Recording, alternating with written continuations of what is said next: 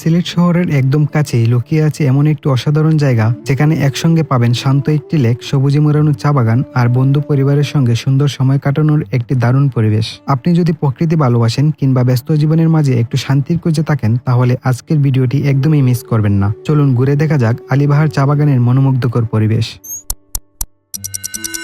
চারদিকে সবুজের চোয়া, সামনে শান্ত লেক, পাশে বিশাল চা বাগান আর একটু দূরেই মন করা একটি পুকুর। সব মিলিয়ে জায়গাটা যেন প্রকৃতির এক ছোট্ট স্বর্গ। এখানে এসে কিছুক্ষণ বসলেই মনে হবে শহরের সব ক্লান্তি যেন এক নিমিষেই হারিয়ে গেছে। বন্ধুদের সঙ্গে আড্ডা, পরিবারের সঙ্গে সুন্দর সময় কিংবা একা বসে নিরিবিলি প্রকৃতি উপভোগ, সবকিছুর জন্যই এটি পারফেক্ট একটি জায়গা। যদিও এটি অনেকের কাছে এখনো একটি হিডেন প্লেস, তবুও বিকেলের দিকে এলে এখানে অনেক মানুষ ঘুরতে ও আড্ডা দিতে দেখতে পারবেন। এখানে আসতে হলে প্রথমে আপনাকে পাঠানটোলা থেকে গোয়াবাড়ি পয়েন্টে আসতে হবে। এরপর সেখান থেকে রিস্কায় খুব সহজেই আলীবাহারে পৌঁছে যেতে পারবেন। তবে আমার পরামর্শ থাকবে, যদি সময় থাকে তাহলে হেঁটেই আসুন, কারণ হাঁটতে হাঁটতে চারপাশে সবুজ পরিবেশ, চা বাগানের সৌন্দর্য আর প্রকৃতির নীরবতা উপভোগ করার মজাই আলাদা। গন্তব্যে পৌঁছানোর আগেই পথের সৌন্দর্য আপনার ভ্রমণকে আরো আকর্ষণীয় করে তুলবে। আর যদি আসেন তাহলে অবশ্যই বিকেলের দিকে আসার চেষ্টা করবেন। এই সময়ে আবহাওয়া আর আলো দুটি সবচেয়ে সুন্দর থাকে, তাই পুরো জায়গাটার সৌন্দর্য আরো ভালোভাবে উপভোগ করতে পারবেন। আপনি যদি এখনো এই জায়গায় না এসে থাকেন, তাহলে সুযোগ পেলেই একদিন অবশ্যই ঘুরে আসবেন।